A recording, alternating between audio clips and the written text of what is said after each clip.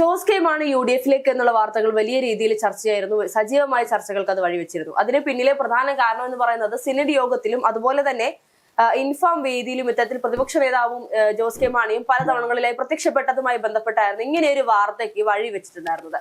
ഒരു സമയത്ത് സഭാ അധ്യക്ഷന്മാർ ജോസ് കെ മാണിയെ UDF-ലേക്ക് കൊണ്ടുവരാൻ ജോസ് കെ മാണിയോട് സംസാരിക്കുമെന്നുള്ള രീതിയിലുള്ള വാർത്തകളും വന്നിരുന്നു. ഇപ്പോൾ വീണ്ടും ഇത്തരത്തിൽ വേദികളിൽ വീണ്ടും ജോസ് കെ മാണി പ്രത്യക്ഷപ്പെടുന്നുണ്ട് എന്നാണ് മനസ്സിലാക്കാൻ സാധിക്കുന്നത്.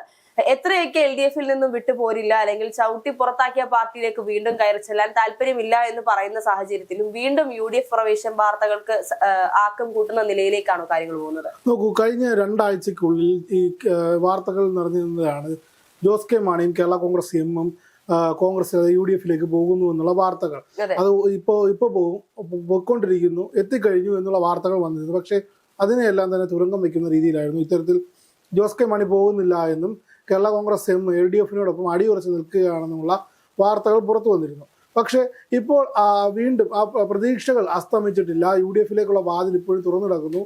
സഭാ ബിഷപ്പുമാരുടെ വാക്കുകൾ കേട്ടുകൊണ്ട് മധ്യ കേരളത്തിൽ വലിയ രീതിയിൽ കേരള കോൺഗ്രസ് എമ്മിന് ഒരു പെനട്രേഷൻ നടത്തണമെങ്കിൽ അവരെ തള്ളിക്കളയാനാകില്ല എന്നുള്ള വാർത്തകൾ ഇപ്പോൾ വരുന്നുണ്ട്. സഭാ അധ്യക്ഷന്മാരുൾപ്പെടെയുള്ള വേദികളിൽ ജോസ് കെ മാണി പ്രത്യക്ഷപ്പെടുന്നതും ഇതിന് ആ വാർത്തകൾക്ക് ചൂട് കൂട്ടുന്നുണ്ട്. മറ്റൊരു കാര്യം നോക്കൂ, മധ്യകേരളത്തെ സംബന്ധിച്ച് ക്രൈസ്തവ വോട്ടുകൾ കൂടുതലുള്ള സഭകൾ സമൃദ്ധമായി കിടക്കുന്ന മധ്യകേരളത്തിൽ സഭകൾ പറയുന്നത് കേൾക്കാതെ ജോസ് കെ മാണിക്ക് എത്രത്തോളം മുന്നോട്ട് പോകാൻ കഴിയുമെന്നുള്ളത് ഒരു ചോദ്യമാണ്.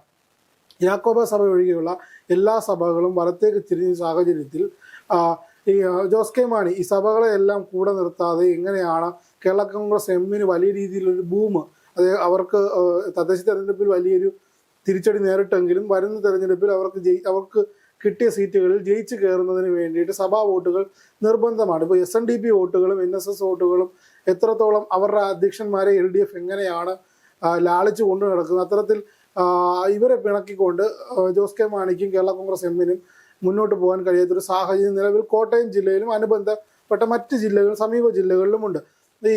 ഇനിയിപ്പോൾ നേരത്തെ ഹർഷ പറഞ്ഞൊരു കാര്യത്തിലേക്ക് വരികയാണെങ്കിൽ കേരള കോൺഗ്രസ് എമ്മും അതേപോലെ ജോസ് കെ മാണിയും VD സതീശനുമായി ഇപ്പോഴും ചർച്ചകൾ നടത്തുന്നു എന്നുള്ള റിപ്പോർട്ടുകളാണ് മുന്നോട്ട് വരുന്നത്.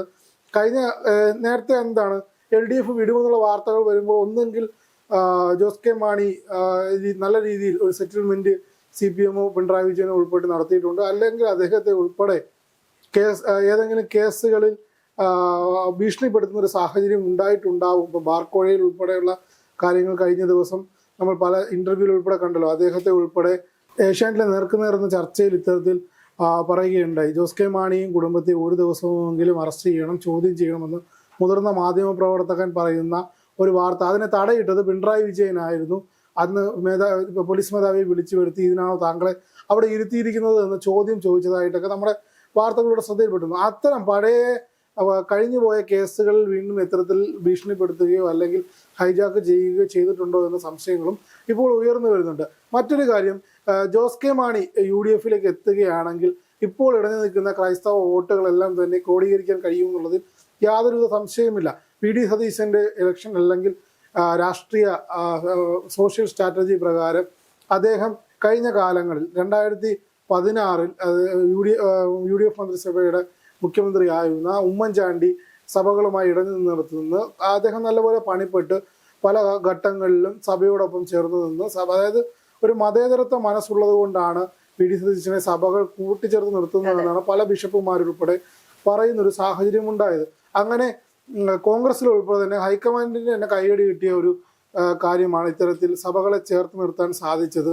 വിട്ടുപോയിരുന്ന സഭകളെ 2021-ൽ അത് LDF-നൊപ്പമായിരുന്നു. ഇപ്പോൾ അവരെ കൂട്ടിച്ചേർത്ത് നിർത്താൻ സാധിക്കുന്നത് വലിയ കാര്യമാണെന്ന് ഹൈക്കമാൻഡ് ഉൾപ്പെടെ VD സതീശനോട് പറഞ്ഞതായിട്ടാണ് വാർത്തകൾ പുറത്തു വരുന്നത്. അതെ, തീർച്ചയായിട്ടും. ഇപ്പോൾ ഈ പറഞ്ഞതുപോലെ നമ്മൾ തുടക്കത്തിൽ പറഞ്ഞതുപോലെ ജോസ് കെ മാണിക്ക് അല്ലെങ്കിൽ മാണി വിഭാഗത്തിന്, മാണി കോൺഗ്രസിന് ഇത്തരത്തിൽ ഒരുപാട് കയ്യബദ്ധങ്ങൾ സംഭവിച്ചു. അതായത് പാർട്ടി ഈ പറയുന്ന സഭകളെ ചേർത്ത് പിടിക്കാൻ സാധിക്കാത്ത നിലയിലേക്ക് കാര്യങ്ങൾ പോയി. തദ്ദേശ തെരഞ്ഞെടുപ്പ് കഴിയുന്ന സാഹചര്യത്തിൽ LDF-ന് ഇനി മാണി വിഭാഗത്തെ വേണ്ട എന്ന് വരെ പറയുന്നൊരു നിലയിലേക്ക് കാര്യങ്ങൾ എത്തിയിരുന്നു. പാല കൈവിട്ടു പോയതോടുകൂടി ഇത്തരത്തിൽ മാണി കോൺഗ്രസിനെ കൊണ്ട് അല്ലെങ്കിൽ കേരള കോൺഗ്രസ് എമ്മിനെ കൊണ്ട് പ്രത്യേകിച്ച് ഇനി കാര്യമൊന്നുമില്ല, നിയമസഭാ തെരഞ്ഞെടുപ്പിൽ വലിയ മുന്നേറ്റമൊന്നും ഇവരെ കൊണ്ടുണ്ടാകാൻ സാധ്യതയില്ല എന്നുള്ള വാർത്തകൾ വന്നപ്പോൾ അതിന് പിന്നാലെയാണ് UDF-ലേക്ക് ഒരു വാതിൽ തുറന്നുകൊണ്ട് സണ്ണി ജോസഫിനെ പോലെയുള്ള പല നേതാക്കന്മാരും ഇത്തരത്തിൽ ഒരു ചർച്ചകൾ ജോസ് കെ മാണിയുമായി നടത്തിയിട്ടുണ്ട് എന്നുള്ള റിപ്പോർട്ടുകൾ പുറത്തു വന്നത്.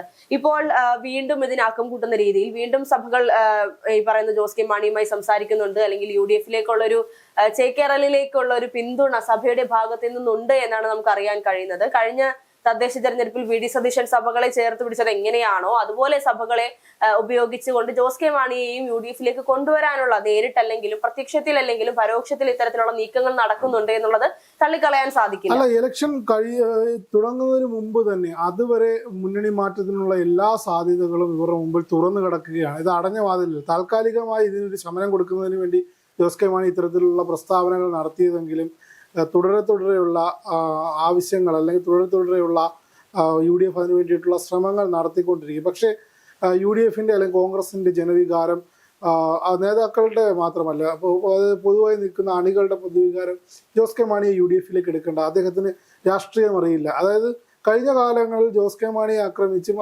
അതായത് വാഗ്വാദങ്ങളിലൂടെയും അല്ലാതെയും അവരെ ആക്രമിച്ചും ആശയപരമായി ആക്രമിച്ച ഒരു ഘടകകക്ഷിയെ ഇങ്ങോട്ടേക്ക് കൊണ്ടുവന്ന് പെട്ടെന്ന് തന്നെ ഇതിൻ്റെ ഭാഗമാക്കുന്നതിൽ പ്രവർത്തകർക്കിടയിൽ തന്നെ വലിയ രീതിയിലുള്ളൊരു അസംതൃപ്തിയുണ്ട്.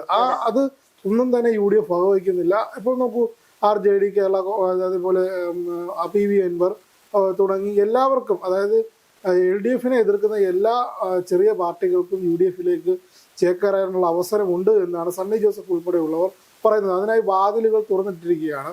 ജോസ് കെ മാണി UDF-ൽ വന്നാലും കൃത്യമായ രീതിയിലുള്ള അക്കോമഡേഷനുകൾ ലഭിക്കും. സീറ്റുകളുടെ കാര്യത്തിൽ പേടിക്കേണ്ട എന്ന തരത്തിലുള്ള വാർത്തകൾ ഉണ്ട്. ഇപ്പം ജോസഫ് വിഭാഗത്തിന് 10 സീറ്റുകൾക്ക് പുറത്ത് കൊടുത്ത സാഹചര്യത്തിൽ ജോസ് കെ മാണി ഇപ്പോൾ വലത്തേക്ക് വരികയാണെങ്കിൽ സീറ്റ് വിഭജനം വീണ്ടും UDF-ന്റെ കാര്യത്തിൽ അവതാളത്തിലാകുന്ന ഒരു സാഹചര്യങ്ങൾ ഉൾപ്പെടെ നിലനിൽക്കുന്നുണ്ട്. പക്ഷേ ആ കാര്യങ്ങളിലെല്ലാം തന്നെ UDF നേതൃത്വം, കോൺഗ്രസ് നേതൃത്വം ഉറപ്പ് നൽകിയെന്നുള്ള വാർത്തകളും കഴിഞ്ഞ ദിവസങ്ങളിൽ നമ്മൾ കണ്ടതാണ്. പക്ഷേ ഇനിയിപ്പോൾ സഭാ അധ്യക്ഷന്മാരുമായി നടത്തുന്ന ചർച്ചകൾ വരും ദിവസങ്ങളിൽ നോക്കൂ, ജോസ് കെ മാണി ഉൾപ്പെടെയുള്ളവർ ജയിക്കേണ്ട സാഹചര്യത്തിൽ അവിടെ ക്രിസ്ത്യൻ വോട്ടുകൾ നിർണായകമാണ്. ഇപ്പോൾ സഭാ ബിഷപ്പുമാരെ എല്ലാം പിണക്കിക്കൊണ്ട് ഇത്തരത്തിൽ ആർക്കൊക്കെ ജയിച്ചു കയറാൻ സാധിക്കുമെന്നുള്ളത് വളരെ, അതായത് ക്രിസ്ത്യൻ വോട്ടുകളാണ് മെജോറിറ്റി ആയിട്ടുള്ളത്. ആ വോട്ടുകൾ പിന്നെ JB കോശി റിപ്പോർട്ടിനെ പറ്റി ഇതുവരെ യാതൊരുവിധ അപ്ഡേഷനും ഒരു അനക്കം വെച്ചെങ്കിലും അതിൽ അമെൻമെന്റ്സ് എല്ലാം തന്നെ സർക്കാർ ദ്രുതഗതിയിൽ നടത്തുമെന്നുള്ളൊരു സാഹചര്യമൊക്കെ വന്നിരുന്നെങ്കിലും അതിനുള്ള പ്രഷർ ജോസ് കെ മാണിയുടെ ഭാഗത്തു നിന്ന് ഉണ്ടാകുന്നില്ല എന്നുള്ളൊരു പരോക്ഷ വിമർശനവും ഉണ്ടാകുന്നുണ്ട്. എന്തായാലും വരുന്ന ദിവസങ്ങളിൽ ജോസ് കെ മാണി അങ്ങനെ പൂർണ്ണമായിട്ടും, അതായത് മുന്നണിയിൽ കിടക്കാതെ അത് ഒരു ഇനി വിട്ടുകളഞ്ഞ കേസ് ആണ് എന്ന് കരുതുന്നവർക്ക് എന്തായാലും അത് ഒരു അടഞ്ഞ അധ്യായമല്ല. UDF-ലേക്കുള്ള പ്രവേശനം ഇപ്പോഴും നിലനിൽക്കുന്നുണ്ട്. ഇനിയും 2 മാസങ്ങൾ ഉണ്ട് തെരഞ്ഞെടുപ്പിലേക്ക് പോകാൻ. അത്തരം ഒരു സാഹചര്യത്തിൽ മറ്റ് ഘടകങ്ങൾ, സാമുദായിക സമവാക്യങ്ങളെല്ലാം തന്നെ ഉടലെടുത്തുകൊണ്ട് ട്രെൻഡ് എങ്ങോട്ടാണ്, അതായത് LDF-നൊപ്പം നിന്നാൽ തോൽവി രുചിക്കുമെന്ന് ജോസ് കെ മാണിക്ക് അറിയുന്നൊരു സാഹചര്യം ഉണ്ടായാൽ അദ്ദേഹം കളം മാറ്റി ചവിട്ടാനുള്ള സാഹചര്യം നിലവിലുണ്ട്.